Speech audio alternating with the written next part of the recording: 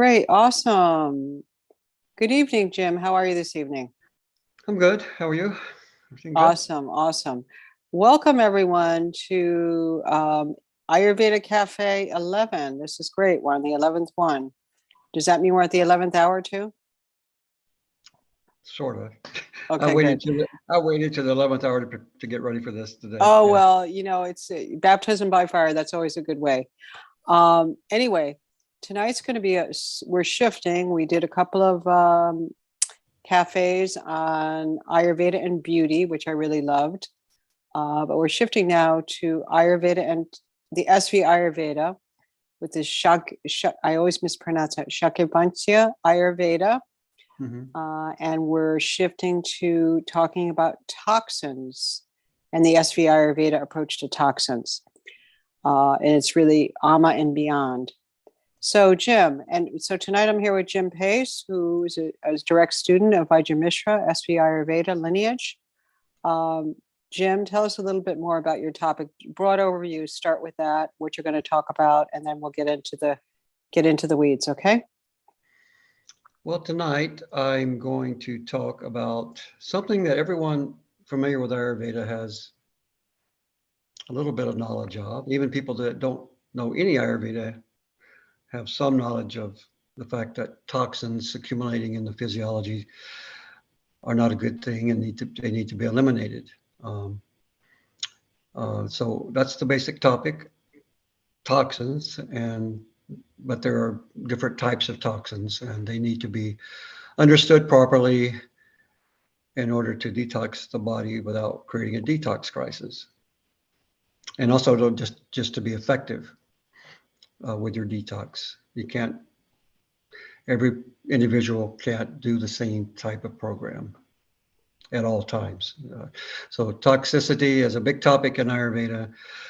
Tonight, I'm not going to focus a lot on the particulars of how it's done because that's a separate lecture, but more about a little bit about how we do it in SVA, but mostly about what are toxins, why are they a problem, and the different types of toxins, which is a fascinating aspect to even people that are longtime practitioners of Ayurveda. Most of them only know about one type of toxin. Awesome. Continue on. Okay. So I'll start from that point of view that people are a little bit familiar with Ayurveda and they've heard, again and again, they've heard the word Ama, which is taught to be synonymous with toxins in the body. And that is true. Ama is, actually, Ama is not a toxin, actually. It can become a toxin later, but it doesn't start off that way. So in Shakyavanshya Ayurveda lineage, Vajramishra taught all his students that Ama, the understanding and concept of Ama as taught in contemporary Ayurveda is a very, very simplistic because there are actually 4 types of Ama. We call them all Ama, but there's the Ama that most students and even practitioners understand, and we call that simple Ama. And then there's another type of toxin. I'll explain more about that. Another toxin in Shakyavanshya lineage, 3 more types. SVA also understands simple Ama, but in addition, there are another type of Ama called Amavisha, another type called Garvisha, and a 4th type called Indravajrabhijanyavisha. So tonight we're going to learn more specifically what each type is and a little bit about management protocols. So let me pull up some notes. I'll have to admit I prepared less for this talk tonight than any other talk, but I do have some notes. Usually I type out a lot of talking points, but tonight I didn't. So I'm fairly familiar with this information from years of studying with Vajramishra. So first, we know ama is a problem. In fact, one of the synonyms of disease in Ayurveda is called amaya, which means basically it means with ama or born of ama. So every disease process in physiology has roots in ama, some kind of toxin. There's no disease without some toxicity. Um, so that's why the synonym is amaya, which literally means with ama or born of ama. So disease is amaya. Um, and a lot of people in today's world, they do, they do colonics, they do so-called flushes of the liver. Um, there's a lot of different ideas floating around, colonics and are the main ones that people do. They do colonics to do some kind of liver flush, but in SVA, we don't flush things, because when you flush things, you're forcing the body, in some way or another, you're forcing the body. And when you do that, usually you don't detox properly, and you also damage the evacuation channels of the toxins. So colonics, for example, deplete the friendly bacteria in the colon, and they weaken the colon's agni. The colon itself has an agni, which is there to absorb nutrients, and especially minerals, which contain pranic energy. So when you do these colonics, you can cause all kind of damage in terms of possible IBS and hemorrhage and hemorrhoids and who knows whatever. What's the other word I'm looking for? Crohn's, when you start ripping away these hot acidic toxins out of the colon. So detoxification is something that you have to do in a safe manner in which you're actually helping a person instead of making them sicker.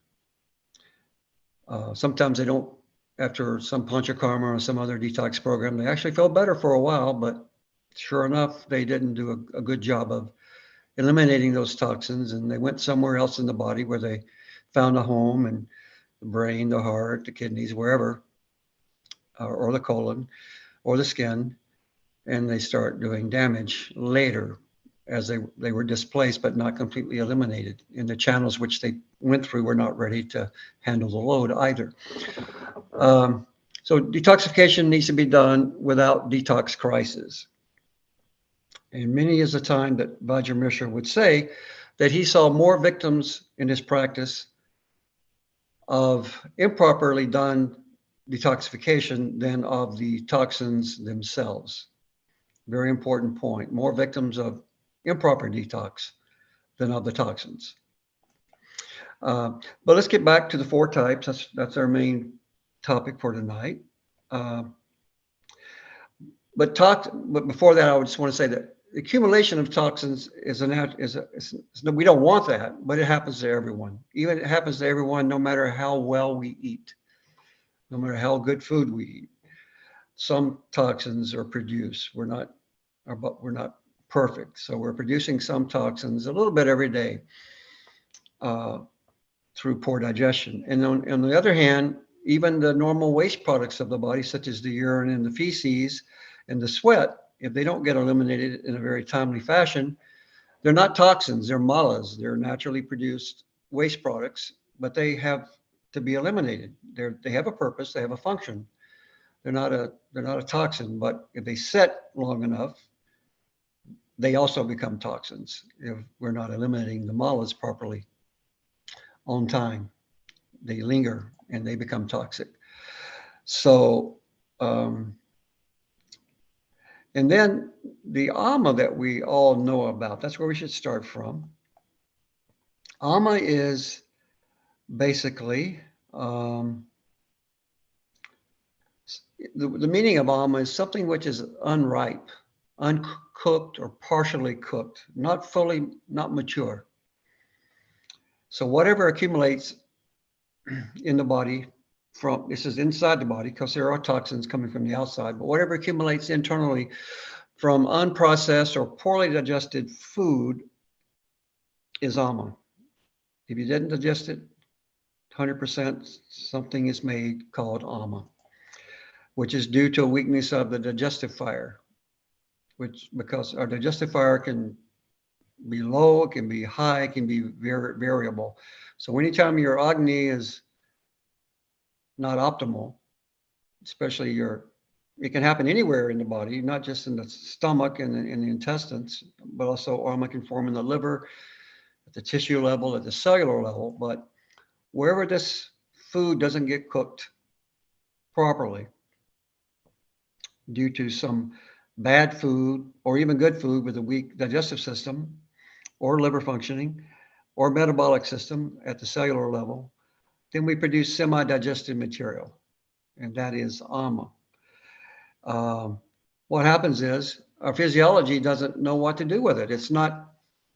It's confused because it's partially is food or should be food to nurture our bodies, but it's a little bit of a mixture of a toxin and of nutrition. So the body is confused. Our body is very intelligent. If we're healthy, it knows what to accept and what to discard. So it remains in the body because the body says, well, I'm not going to eliminate this. I need this, but yet it doesn't. It's mixed. It's semi-cooked. So there's a confusion by the body what to do with it. So it stays in the physiology. So the simple ama that I'm talking about right now, what it basically does, it is a toxin, but it doesn't damage anything. It doesn't damage the DNA. It doesn't rupture the channels. It doesn't do any direct, it's not a poison. We call it ama, but it's not a poison. It can become poison in time, but it starts off as simple ama, which is like a roadblock. It blocks things. It blocks the circulation. It blocks the shrotas, the channels, the organ. Wherever it goes, it slows down the circulation of nutrients that we need. It slows down the elimination of the toxins. It can slow down the physical circulation of the blood, of the plasma. And it does cause discomfort, heaviness, and feeling fatigued, and feeling tired, and feeling a lack of appetite. So many symptoms of ama. But again, it's not, we don't consider it a poison. You'll see what it means shortly. But when there's ama in the GI tract, then we can have diarrhea, we can have nausea, constipation. Now, if it goes further into the rasa dhatu, then you get a coated tongue, you feel more fatigued, you feel mentally less sharp, a lack of taste. I think we've all experienced sometimes ate too much, or we ate when we weren't ready to eat, previous meal wasn't digested, and later we feel fatigued and sleepy and drowsy, and all these things that come from having ama in the physiology. And then I'm going to go side by side a little bit about the treatment. So when there's ama, this is what a lot of people who studied Ayurveda know. Well, we use some heat. We want to burn the ama. And that's correct. You do want to burn simple ama. It depends on where it's at, what kind of spice you use, but ginger, black pepper, even fennel can be useful for mild cases, or things like pipali if it goes into the lungs. But spicy things, basically, things that help melt the ama down, help it to further transform it and make it less sticky, because ama is like a roadblock. It's heavy and it's cold and it's sticky. That's why sharp, hot things are useful in the case of a simple ama in the physiology. But what happens a lot, this same ama which started off being cold and heavy and sticky, in time, due to interaction with the body's chemistry and enzymes, will ferment. It will be transformed over time. It depends on what the ama is like. It depends on what form that ama, how fast it happens, but it will happen eventually. Some things that start off as ama are so dumb, like dumb food. They start off as ama, but they can go quickly into the next type of toxin we call Amavisha. Anytime you see Visha suffix or the word Visha itself, it means poison. So when the ama that was just a roadblock remains in your body for an extended period of time, and again, it depends just how bad the ama is, what kind of food created the ama, but in time, no matter what the ama was like, it's going to change. It's going to become chemically charged, and it will become Amavisha, which is a hot, toxic, reactive. It reacts. It damages the cellular system. It can damage the DNA. Amavisha is reactive. It doesn't just sit there. It damages things. Ama just sits there. Not good, because it blocks circulation of nutrients and elimination of toxins. But Amavisha can actually rupture physical channels. It's hot. It's reactive. It leads to autoimmune diseases and cancer and all sorts of really bad diseases. So Amavisha forms from that simple ama in time, but Amavisha also can start out, some things we can eat will be Amavisha from the get-go, like hard alcohol, or a lot of bad sour foods, like a lot of vinegar, or other kind of fermented foods. They're already starting out as Amavisha.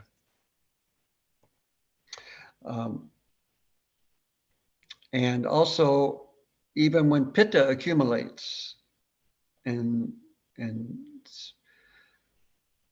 accumulates and gets aggravated and spreads in the body, that pitta itself is Amavisha once it leaves its site and begins to circulate, looking for a place to go. That pitta is also Amavisha. So again, I'll reiterate, the ama blocks the channels. In time, it ferments, becomes chemically charged, becomes reactive and hot and penetrating and damaging. That's a real poison. But this, so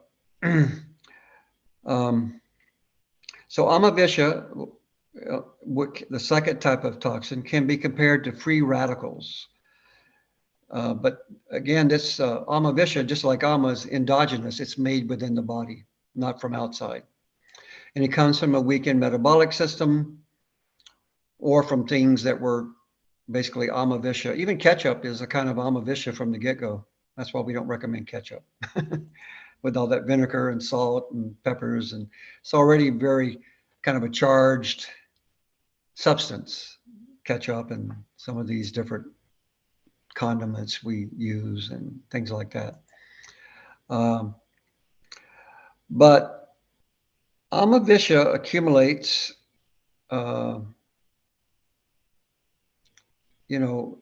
if you study some Ayurveda and you talk about the 6 stages of diseases, but it's not referring just to doshas like accumulation, aggravation, spreading, I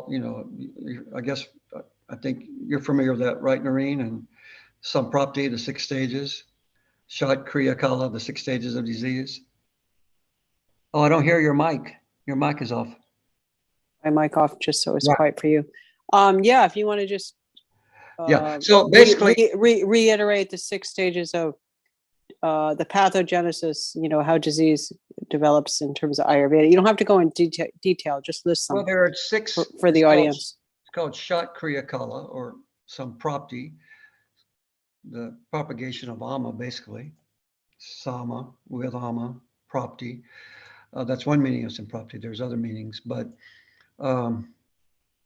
basically, most people think of only as the doshas accumulating somewhere, a subdosha, it's really the subdoshas that accumulate, basically, because any subdosha can go through these 6 stages of accumulation, aggravation, provocation, and then it leaves wherever it is, like it's home, and then it spreads and it roams and looks for a place to set up shop, in which stage it begins to make changes in the shrotas of the tissues or organ. And in time, that's the 4th stage called Sanchapako Prasar Stanasam Shraya, or localization. It becomes localized. It's no longer,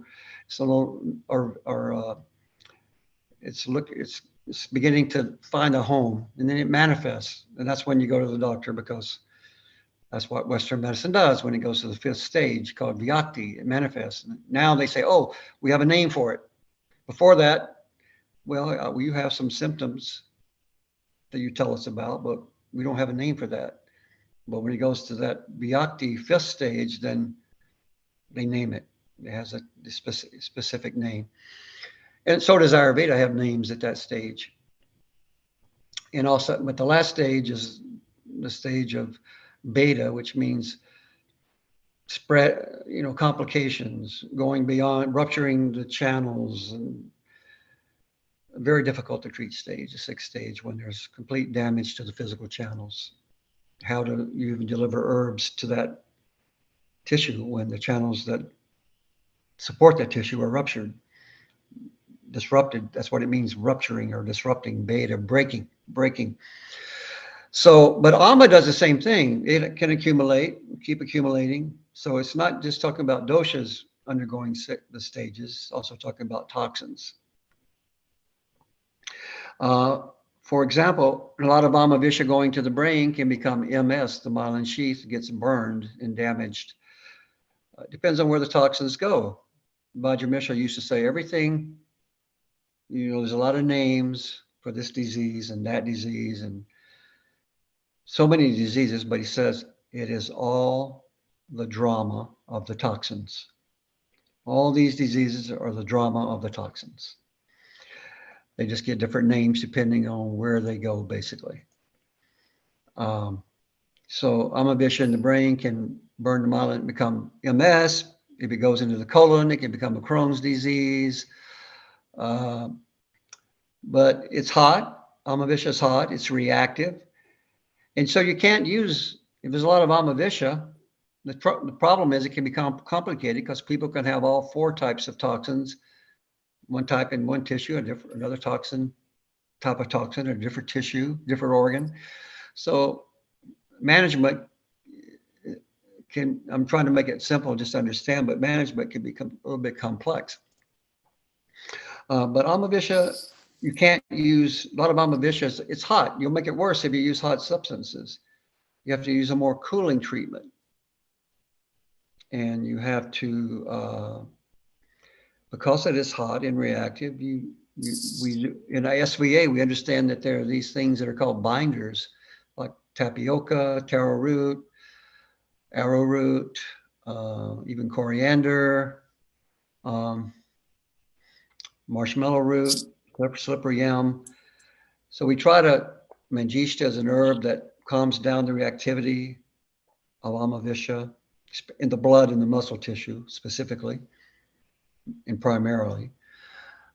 But treatment of Amavisha is a little more difficult. How do we cool it down, but not freeze the channels so that they can't be eliminated? So we want to cool it, but we have to open the channels at the same time, cooling the channels of the body, because everything comes out through different pathways. We call them margas, be it the colon, the urinary system, the skin, the sweat, through the sweat channels, to detoxify the fat tissue. But there are margas. Marga means a route. And so we want to redirect the toxins mainly to the colon and to the urinary system. So with Amavisha, we have to use more cooling treatment, but not freezing treatment. We can't do something that's going to block the channels, but we have to make things cooler. Coriander is great for that. It's coriander seed. It's cooling, and it's also helps take the toxins out through the urinary system. But again, how much can a person handle? You have to go slowly. Some people, you can use a little bit of coriander. Otherwise, it overloads their kidneys, the toxins coming out, the hot toxins. So like coriander. So lubricating, basically, I'm not going to tell you how to do it because that depends on the person, but basically with Amavisha, you have to lubricate the channels so that they're not stiff and dry, because Amavisha coming out will rupture those channels, and you rupture the channel, it's very hard to fix. Almost impossible to fix ruptured channels. So you don't want to rupture it. So you have to lubricate it, make things come out easily, bind the toxins so that they're not reactive. So they got something that kind of coats them and calms down that reactivity, and alkalize the channels also to make the channels more flexible. You have to alkalize the channels, which are acidic. If there's a lot of Amavisha, that means the channels are acidic, and it means they're more likely to be damaged when you try to do a detox. So you have to alkalize the channels to make them more smooth and flexible. And then, in addition, you have to restore the intelligence of the channels. That's something you do during the detox as well as post-detox. Restore the intelligence of the channels, because the channels of the body where these toxins, where everything, nutrition and waste products and toxins reside, when they're intelligent, they know how to keep the toxins from eliminate the toxins. They know how to eliminate the toxins. They take what they need and they eliminate what they don't need. That's an intelligent channel. But if you do improper detox, you can damage the intelligence of the channels, and the toxins damage the intelligence of the channels. So there's like a multi-step process of lubricating the channels, alkalizing the channels, increasing the intelligence of the channels, and binding the toxins. So that's Amavisha in a very small nutshell. That's a hot reactive toxin. So that's type 2. Now I'm going to move on to the third type. See, the first two types, Ama and Amavisha, we create inside, digest from at the level of our digestion, level of our liver, level of each tissue, the 7 tissues, or at the cellular level. These toxins can be formed at all these different levels. Excuse me. But then this third type of toxin, called Garvisha. Again, the Visha means poison, but Gar means slow. These are the toxic things that they don't kill us. We can take it, we might even notice anything, and we ingest Garvisha. But in time, they do their damage. And modern science calls these sort of external toxins, exogenous toxins, coming from the environment, as xenobiotics. And these are they are pesticides, they are carcinogens, they are heavy metals. Garvisha is basically, fumes from automobiles or industrial pollution, pesticides, herbicides, any kind of chemical, basically cleaning products, personal care products. Today, I was just reading an article in Minnesota. This environmental agency in Minnesota went to this lady's house. She lost her eyesight, and it was due to mercury in a skin lightening product. I think she was from somewhere in Africa, and she was using some overseas skin lightening product.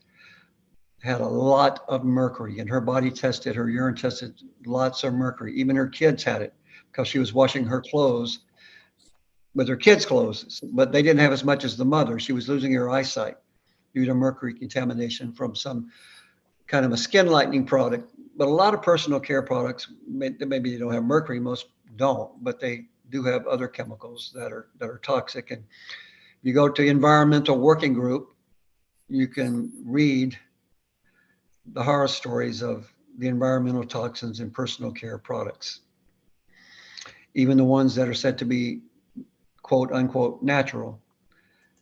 Many of those have what we call Garvisha. So we get Garvisha from orally from food.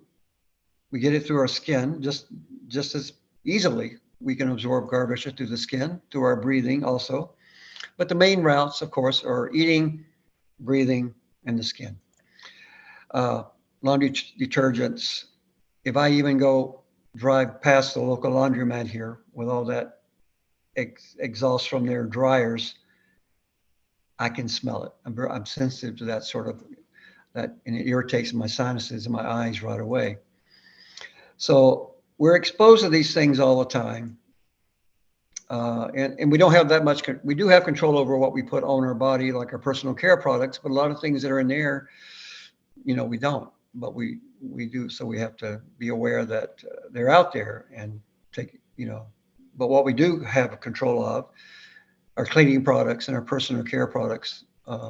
We should take care to use non-toxic personal care and home cleaning products. So these things are from the outside, and these things were not, they didn't have a lot of that in the old days of Ayurveda, all these types of toxins, but there were toxins from insects. And they, in the Ayurvedic text, spoke about that, getting insect bites. That is a lot of insect bites, which I'm sure in India with their jungles and humidity, there are many poisonous insects, and that's a type of Garvisha. A bee sting is a type of Garvisha. It's from the outside, but it's a slow poison. But they don't do damage today. They do it 5 years down the road, 10 years down the road, however many years down the road, but they also affect our health very badly. They burn our ojas. Garvisha burns the stabilizing factor that keeps our doshas in balance. And when ojas goes too low and Garvisha burns the ojas, then all kinds of serious problems such as MS or autoimmune or cancer or diabetes, so many problems can happen. So Garvisha, again, is that external toxin, wherever it came from, personal care products, environmental pollution, etc. Fourth type of toxin is our modern day toxin, but they knew about it even in old days of Ayurveda. That's the electromagnetic fields or frequencies. Field is a better word for it, EMF. They are not polluting the physical body.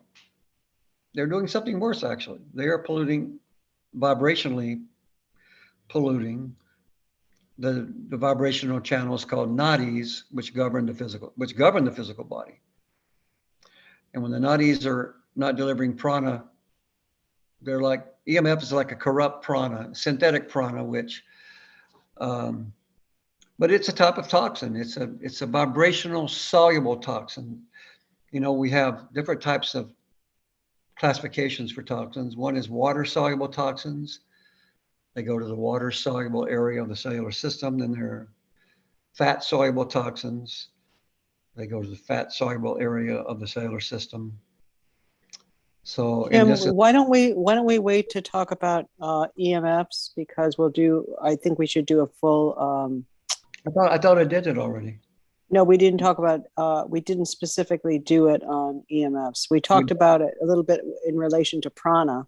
Oh, we didn't do it. Okay. No, so I'd like to do one because I have that course, and we can do it more as a Q&A, that particular one I'm thinking. So do you want, I mean, you can integrate it into this, but I don't want, I'd rather not get into a lot of detail because we'll do a whole episode on that. Yeah. Well, the main thing to know simply is that is the fourth toxin. Oh, okay. Sorry about that. Yeah. Sure. The vibrational poison. Yeah. Which it's a modern day problem, but which is known about 5,000 years ago. They had a name for it. Indravajrabhijanyavisha, which means thunderbolt of Indra, lightning, basically. Yes. Okay. So let's see, what have we got? Types of channels. I'm just going through some notes here from, okay, the impact of the toxins. So, Impact, that's an important one. you know, these physical toxins, both Ama and Amavisha, well, they impact our tissues and our organs and different systems, but they impact these channels called shrotas. We have innumerable shrotas, channels of the body. There's basically 16 types of shrotas, but there are millions and millions, countless shrotas, basically tubes that carry things in the physiology. But basically, the ama blocks the shrotas like an obstruction. And when it goes there, also with Amavisha, the shrotas in time, when it sits in the channels, they get hard. They become, due to the acidic nature of the physical toxins, channels should all be flexible and smooth, but they lose their elasticity and they become stiff and less smooth inside. And that means the function of the channel gets disturbed. The functional activity gets what it's meant to do, depending on what kind of shrota it is going to be disturbed in some way. It's not going to do what it should do. Both are bad, but the worst. So Amavisha and Garvisha in the channels, physical channels, they can obstruct, they can harden, cause dysfunctions in the channels. But the worst thing is the rupture of the channel, physically rupturing of some channel. For example, MS, which we just mentioned, is a rupture of the myelin sheath caused by this Amavisha. The sheath gets, and then what is Crohn's, hemorrhage of the colon? That's a rupturing of that. It's a big channel, the colon. That's a damage of that channel, which creates hemorrhaging, bleeding. That's rupturing of the channel. And then we'll talk more next week about the EMF disturbance in the nadis, the vibrational channels, and the consequences of those. So sliding through my notes. So we have for detox to be effective, we have to adopt the proper medium to detoxify each type of toxin to remove it effectively. So there's water-soluble toxins. And so Vajrayamisha created these certain herbal tea remedies and glycerol, he calls them glyceride nectar drops. They go to the water-soluble area to bind them and dissolve them and evacuate them to urine and sweat. Then there's a lipid-soluble, which we can deliver a lot of our herbs in Vajrayamisha's transdermal marma system through our massage oils because they're lipid soluble. Some of the creams are water soluble and lipid soluble, but some are primarily in massage oils are lipid soluble. So those herbs, like we have a turmeric and a magnesium body massage oil that he made. So that's a lipid soluble. It acts on the lipid soluble area for detox with the turmeric. Then there's, the Marmor protocol for the EMF. 46. So I think at this point I covered these 4 types of toxins. The rest of information is more specific, it's too much detail for tonight. Just wanted to basically get out the fact that we have toxins are not a one-size-fits-all thing. There are different types of toxins. They have different protocols. They have different effects.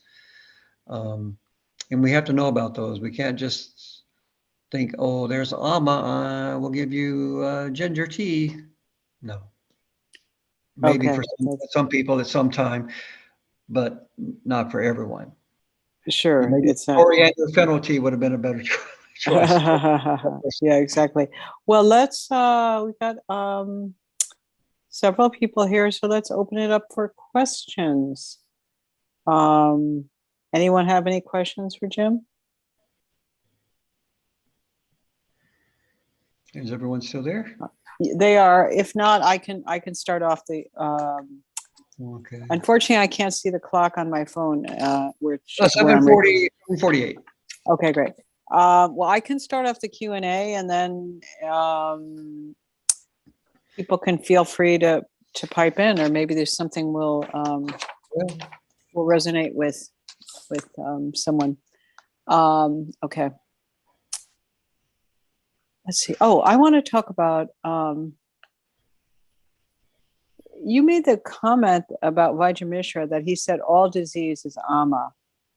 When we study Maharishi Ayurveda, we talk about having with ama and without ama in terms of disease. So I'm wondering about that statement. All disease contains ama. Well, it's a synonym of disease, and well, I'm just actually glad you asked that at this point, because let's put it this way. Vajramishra put it this way. I'll quote him: "Almost all disease occur as the outcome of ama." Okay, all right. So not all disease. And we have a question. We also have a disease most. Okay, and we also have a question in the chat, and this is a question from. Hold on a second. I just missed it. Let me go back into the chat. Oh. Well, I lost the question, but it has to do with how do we know? I believe I caught the question. How do we know it's Amavisha? More heat, more burning sensation. Depends on where it's at, what tissue it's in, what organs affected. It becomes more serious in time. Could be burning stools, burning urine, hot sweat. So burning and heat rashes. When you have redness and irritation through your skin, you know that's Amavisha. Okay, all right. So it's there has to be a heat element with Amavisha. There's heat. There could be irritability. There could be crankiness. There could be emotional grouchiness or anger. Yeah, actually that brings up a good point. I didn't hear you mention emotional ama at all. Well, yeah, is that something that Vajramishra addressed or talked about? All kind of emotions that are,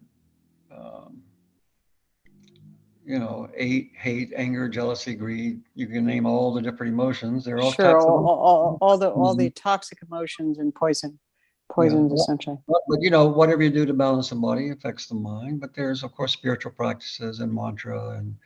Okay. If your liver is very hot and reactive, it's going to go in your blood and make your brain and your heart. Because Shalak Pitta is going to get affected just from the toxins in the liver. Which is another thing in detox. These toxins circulate and they go to the liver, and the liver is already can become very toxic itself. It should detox the body, but it becomes overwhelmed, and you try to detox too fast. Yeah. We have a couple of questions in the chat, Jim. The first one is, this is a follow-up to the last one. What's the difference between someone who is essentially excess pitta or imbalanced pitta, hot, irritable, or someone who has, how do we know the distinction between imbalanced pitta and Amavisha? Well, they're going to be very similar. In fact, that imbalanced pitta, that hot fuel that's not getting processed. See, there's two types of pitta imbalances. We got pitta is like a fuel. It's got a flame. The flame is the Agni. That's pure flame. Sure. So when there's a high pitta and a high Agni, everything gets burnt up. You create Amavisha right away. Either way, or high pitta with low Agni, you create more.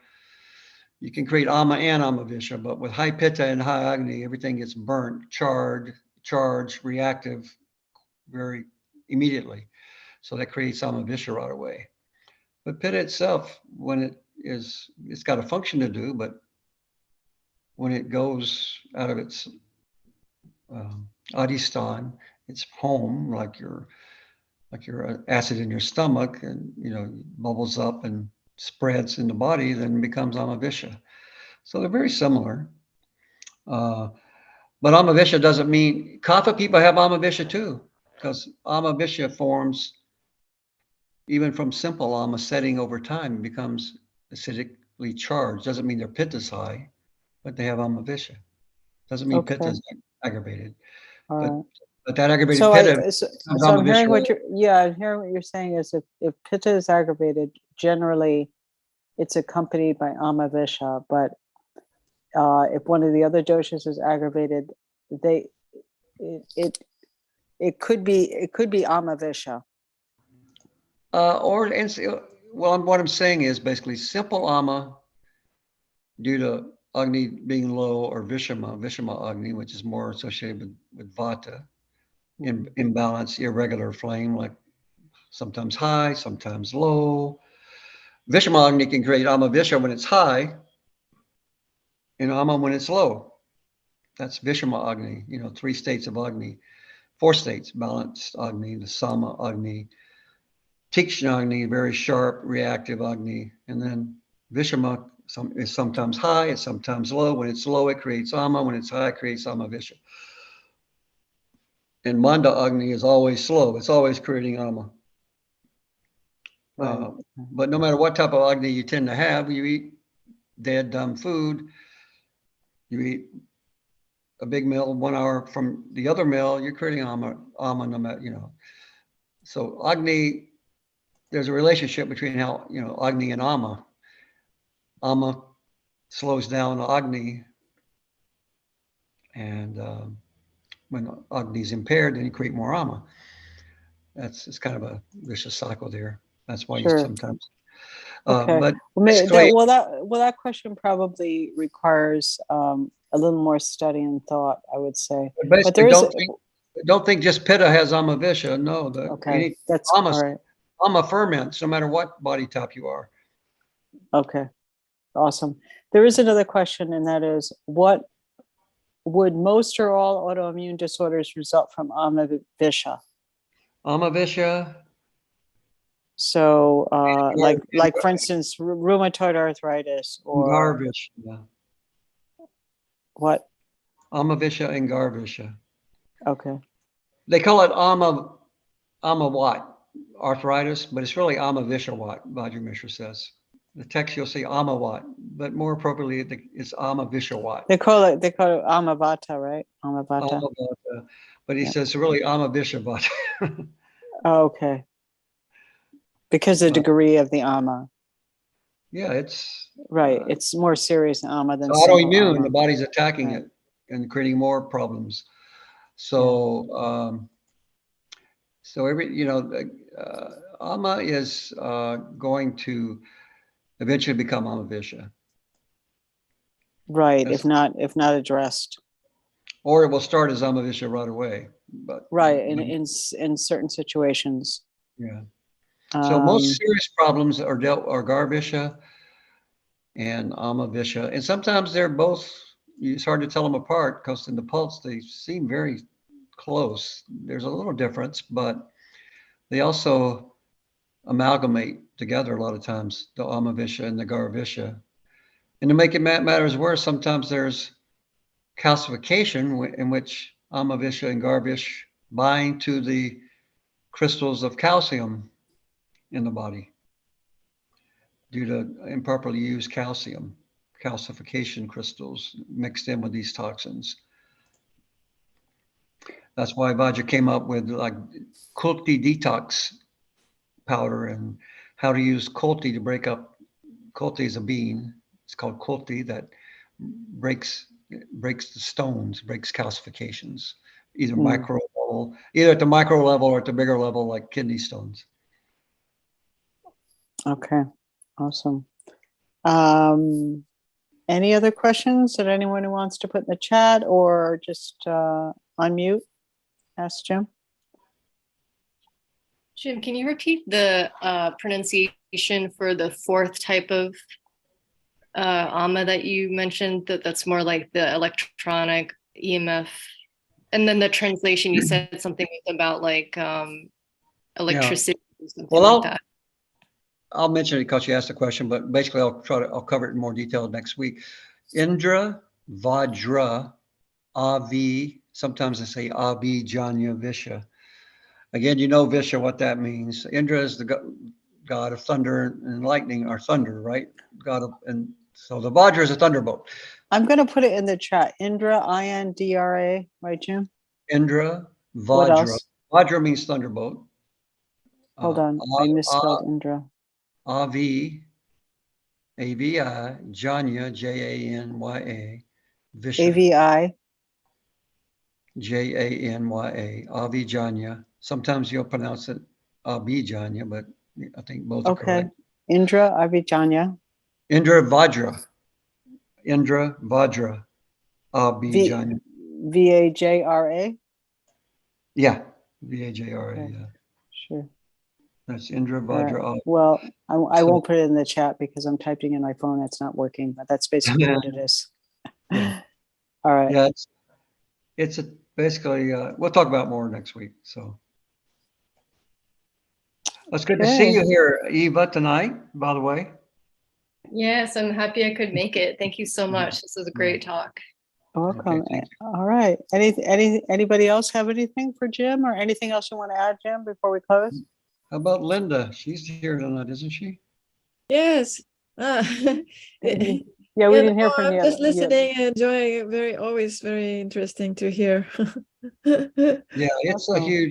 huge topic. I should mention, I always like to mention where you can get more detailed knowledge. And of course, that is from Vajra Mishra's recorded DVDs and CDs, one of which is a CD set called Toxicity in Ayurveda. That'll be a good one. Let me see if I can even bring those up here. Oh, here they are. So there's yeah, that's a great one. And then there's the Home Detox Manual, which you can get on the Chandika website. It's a mini manual, gives you a little. It's not it's kind of detailed, but it's not as detailed as the CD set. Toxicity according to Ayurveda. That's one. And there's another one. There's two more actually. And one is called Detox. I think they're both CDs, not DVDs. Detox in Ayurveda dash a practical e-course. Detox in Ayurveda, a practical e-course. And then there's also a CD set called the Panchakarma course.